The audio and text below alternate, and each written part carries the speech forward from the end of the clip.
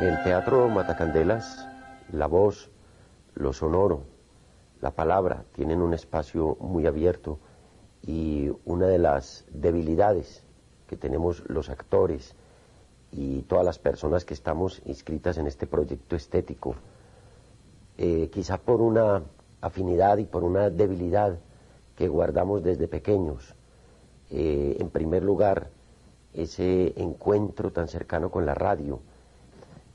Tengo incluso, hasta donde me alcanza la memoria, esas audiciones de todo el día en una cuna, oyendo un radio de dramatizados, y algo se me debió de quedar, porque la voz en off para mí sigue siendo un elemento primordial. El corazón que tenía en la escuela, donde estuvo pintada la cartilla primera, está en ti, noche negra. El primer beso que supo a beso, y que fue para mis labios niños como la lluvia fresca, está en ti, noche negra.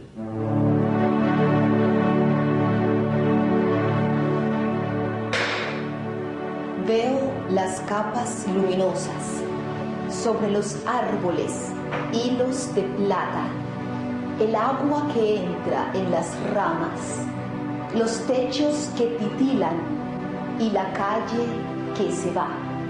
Y ni siquiera en todo esto furgones camuflados, ni tropas en marcha, ni bestias cornudas dirigidas sobre las piernas de los hombres.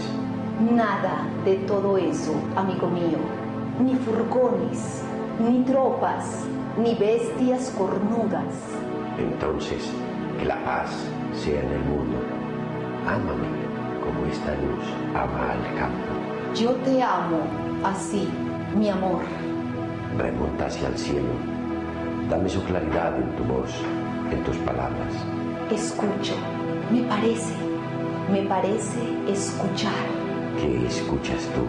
Escucho el ligero frotar de las hierbas de las estrellas, el vuelo del vapor de agua, el respiro retenido del aire. Escucho tu mirada y tu voz. No tengo necesidad de voltearme y de mirar. Esta ventana te pertenece. Por ti sé lo que ocurre afuera.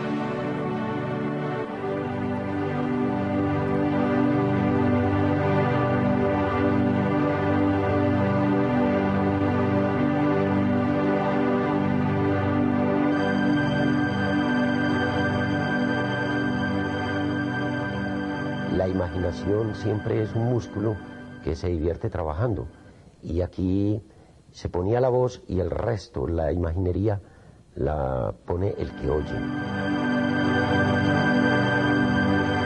Muy buenas noches, señoras y señores. A continuación los invitamos a escuchar la conversación sinfonieta del compositor francés Jean Tardy. El Allegro, después de una rápida introducción donde todas las voces son presentadas, desarrolla con autoridad el tema de la oposición entre el sueño, simbolizado por la pareja tenor-soprano, y la realidad de las afirmaciones perentorias son principalmente confiadas a las voces graves. Vos cuando le hablas a un niño y le cambias la voz y se la pones bien ronca, inmediatamente el niño toma una actitud muy distinta porque vos te estás transformando en otro, con el simple hecho de cambiarle el timbre a la voz. Buenos días, señora. Buenos días, señor. Buenos días, señora. Buenos días, señora. Buenos días, señor. Buenos días, señor. Buenos días, señor. Buenos días, señor. Buenos días, señorita. ¿Cómo está usted, señorita? Gracias a usted, señorita. Gracias a usted. Buenos días, señora. Usted que me acoge aquí, estoy muy orgulloso de verla ver después de esta larga ausencia. ¿Quién se ausentó? ¿Quién entonces? No sé quién se ausentó, si es usted o soy yo, pero seguramente alguien se ausentó, puesto que no nos hemos encontrado. Es verdad, en nuestra ciudad estamos muy ocupados. Ocupados. Para llegar a un teatro estático, ha habido antes una formulación y una interrogación, una preocupación también por ese aspecto que denominamos como de un teatro epiléptico, un teatro superexpresionista, aquello que se suele decir como echarle demasiado azúcar al arequipe. Yo hablaría de un camino de lo exterior a lo interior. Empezamos con un teatro un poco externo hasta llegar hasta la parte más interna, que es O Marineiro. Al principio creó los paisajes, después creó las ciudades, más tarde las calles y las travesías, una a una, cincelándolas en la materia de su alma, una a una las calles, barrio a barrio, hasta los paredones de los muelles, en donde construyó puertos más tarde, una a una las calles y la gente que las recorría y que las miraba desde las ventanas. Empezó a conocer a gente como quien apenas las reconoce. Iba conociendo sus vidas pasadas y sus conversaciones, y todo eso como quien tan solo sueña paisajes y los va viendo. Luego viajaba recordado a través del país que creara, y así fue construyendo su pasado. Pronto tuvo otra vida anterior. Tenía ya en esa nueva patria un lugar donde había nacido, los sitios donde había pasado la juventud, los puertos donde había embarcado. Iba teniendo poco a poco los compañeros de la infancia y más tarde los amigos y enemigos de su madurez. Todo era diferente de como lo había tenido. Ni el país, ni la gente, ni siquiera su mismo pasado se asemejaban a lo que habían sido. Oh, me obligáis a que continúe. Me apena tanto hablar de esto. Es como cuando vos te parás a ver a una mujer quieta, pasas por la calle y ves a alguien sentado y está quieto y no está mirando para un sitio simplemente, y puede tener inclusive un gesto muy neutro, y vos empezás a hilar una historia con respecto a ese pequeño gesto. Y el que propone más este campo es como Maurice Maeterlinck, que él habla del trabajo de la voz, que debe ser fundamental. Romper como el teatro naturalista, que es hablar una forma cotidiana, a buscar un lenguaje más poético, más dulce, que la voz se vuelva como un encanto musical para el espectador, hasta lograr como una especie de adormecimiento. Y posteriormente, pues nosotros no nos proponemos hacer obras que se llaman quietas, sino obras donde esté involucrado una expresión económica, un gesto económico. En Angelitos Empantanados hay una serie de códigos múltiples que se presentan. Por un lado, estamos viendo de que toda la obra está movida por una claqueta. Eso ya es yo lo llamaría como un campo atmosférico, que por un lado proponía, es decir, el sentido cinematográfico que le queríamos dar a la pieza teatral. A mí, llamadme el pretendiente. Estoy aquí hace cuánto, no lo sé, pues he perdido el apetito y nunca duermo. Y afuera hacen unos días oscuros y calientes, como si la ciudad estuviera próxima a la peste. La última vez que llegué a este lugar agitado con tantos recuerdos, tan desordenados como dolorosos, o más bien dolorosos por lo desordenados, que creo que ya no salgo. Es un dolor de adentro que no cesa. Estamos demasiado acostumbrados al movimiento, pero la quietud nos desespera, el silencio nos desespera. Somos seres hechos para el ruido.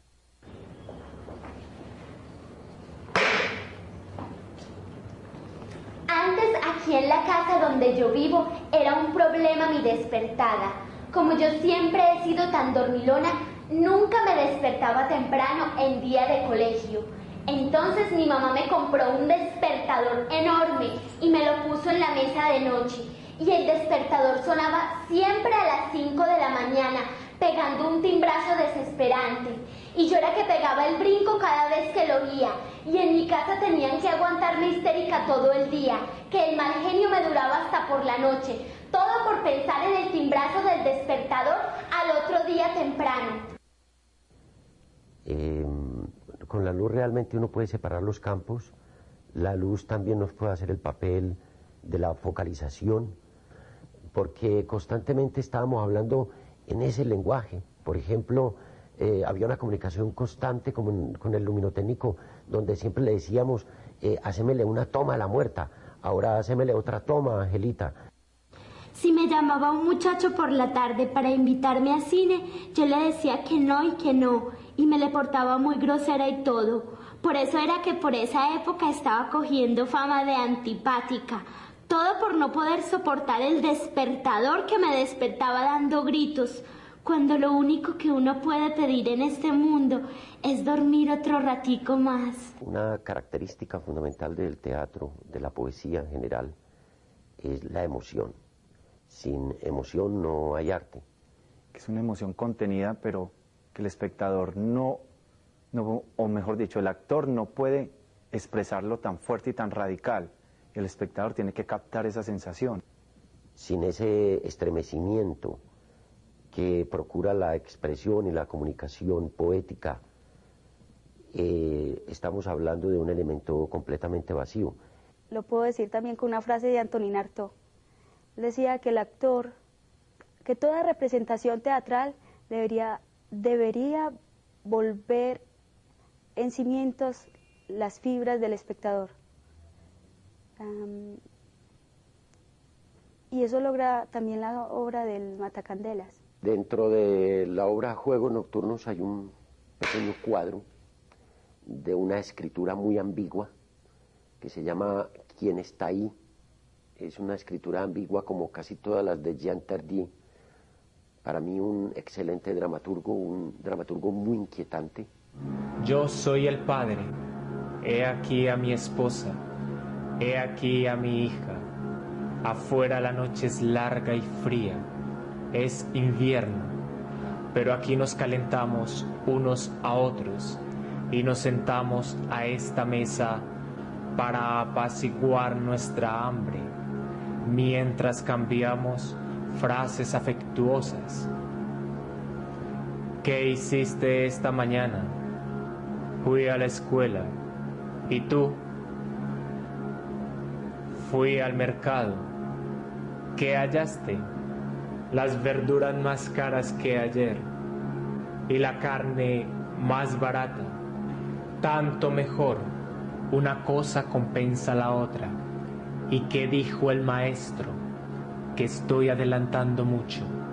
Bien, hija mía, trabaja, ya verás, todo saldrá bien. Ah, qué felices somos juntos, qué fría y qué negra es la noche afuera. Alegrémonos de no tener que salir. Buen padre, ten cuidado. Afuera no hay más que la noche. ¿Qué quieres decir? Creo que hay un hombre tras la puerta. ¿Qué hace? No sé. Espera. ¿Qué espera? A ti, quizá.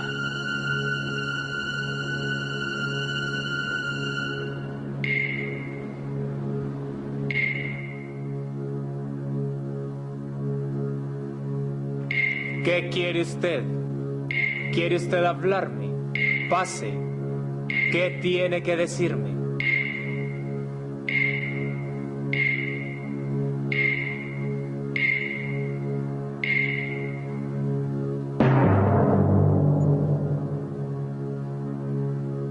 Hay que dejar a veces signos en la penumbra, elementos como medio escondidos, elementos insinuados, para que esos elementos no tengan toda la expresión, a fin de que quede algún punto de interrogación. Y alguna vez he dicho, es como mi testamento estético, no es un cuadro acabado, no es una gran cosa, ni es una cosa del otro mundo, pero es esa parte donde uno dice, he logrado redondear, he logrado incluso caminar de la mano de los grandes maestros para mí en esto del teatro, que son sido Luis Buñuel, Sergio Leone y Alfred Hitchcock, y mírese que deliberadamente no estoy hablando de directores teatrales. Quiero decir, el Teatro Matacandelas es más una exploración en el camino del arte que una exploración en el camino mismo del teatro.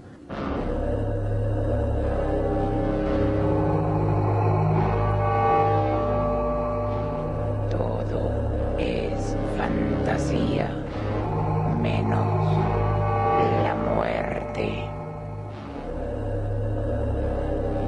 Se ha tomado como algo positivo el hecho de que un espectador o un grupo de espectadores salga de una obra de teatro con aquella famosa exclamación de esto es muy real o esto que acabamos de ver es la realidad misma.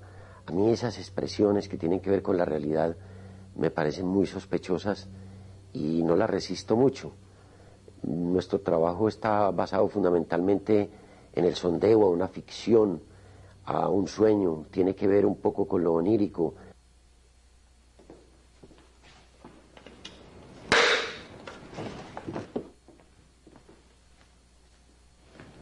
Soñaba con un marinero que se hubiese perdido en una isla lejana. En la isla había firmes palmeras, focas que rondaban ociosas aves. No vi si alguna vez se posaban. Desde que se salvó del naufragio, el marinero vivía allí.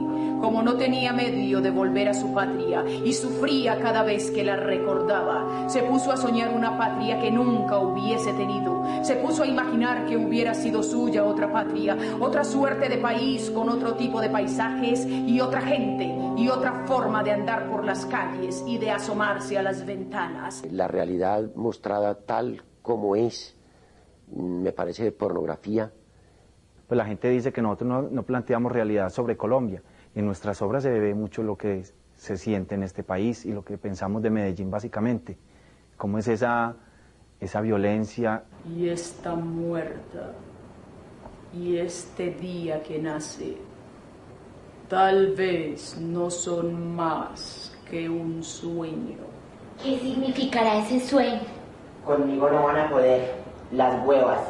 Voy a hacer mi acto de afirmación en la vida. Yo no voy a caer. Estamos hablando de una pasión que estamos todos los días ejerciéndola y frente al cual hacemos con grandes costos. Los grandes costos es el desprecio social que hay por el teatro, por ejemplo. Quizá le gustaría más tener una plancha eléctrica. Una plancha eléctrica. El teatro no está ofreciendo unos grandes réditos a la industria ni al comercio. Cuando se tiene una plancha se compra una mesa. Cuando se tiene la mesa hace falta una silla. Cuando se tiene la silla, hace falta un departamento con puertas que se abren y se cierran, y un marido para abrir y cerrar todas esas puertas. Y contra eso es que está peleando ahora el Teatro Matacandelas. Señor, es peor que eso. Hay gentes que no tienen memoria, hay gentes que no tienen proyectos. Yo no tengo corazón.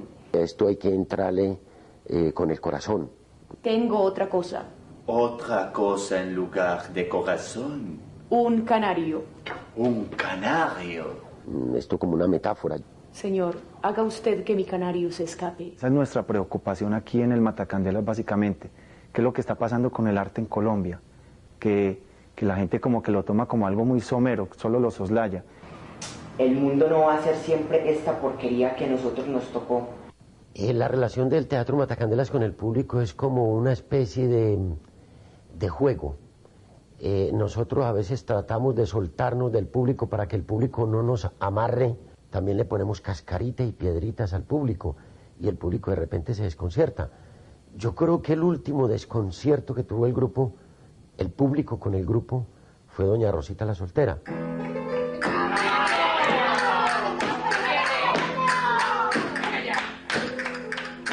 Se estaba esperando de que nosotros hiciéramos un experimento muy tenaz y no, como que nos devolvimos para hacerle una mala jugada al público y hicimos una obra tan sencilla, una obra tan silvestre, una obra tan bucólica como doña Rosita la Soltera. Y nosotros tendríamos que decir, pues, no tenemos estilo. En el fondo, pues, obviamente hay un estilo como el que tiene cualquier artista, pero yo creo que, pienso yo que uno de los secretos de Matacandelas es estar traicionando o tratar de traicionar ese estilo. No me haga usted hablar. ¿A usted le parece bien que un hombre se vaya y deje 15 años plantada a una mujer que es la flor de la manteca? Y son grupos que necesariamente tienen que nacer, reproducirse y morir. Pero ella no se da cuenta de cómo pasa el tiempo. Y creo que estamos en un periodo de madurez y no sé cuándo llegará el descenso final al infierno. Pero debió decirlo a tiempo.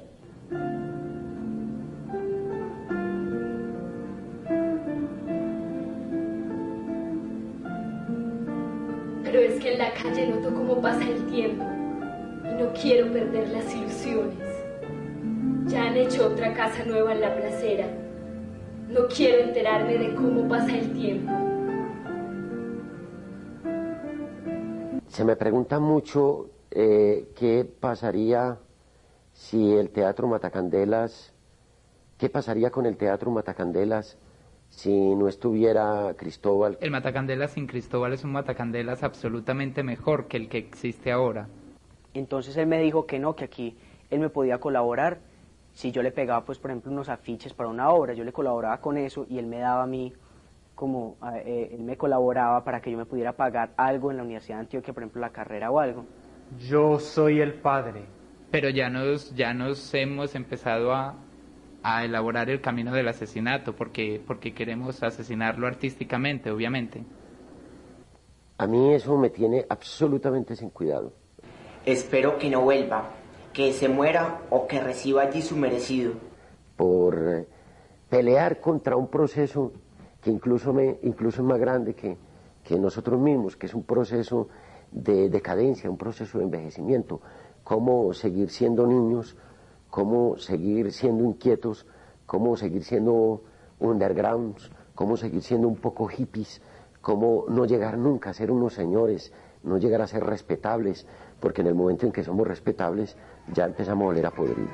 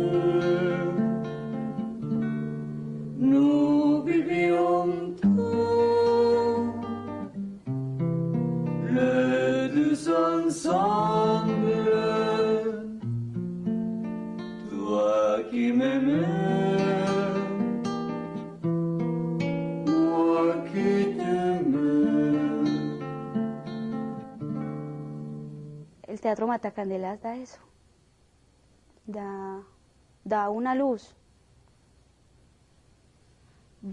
en literatura, en música.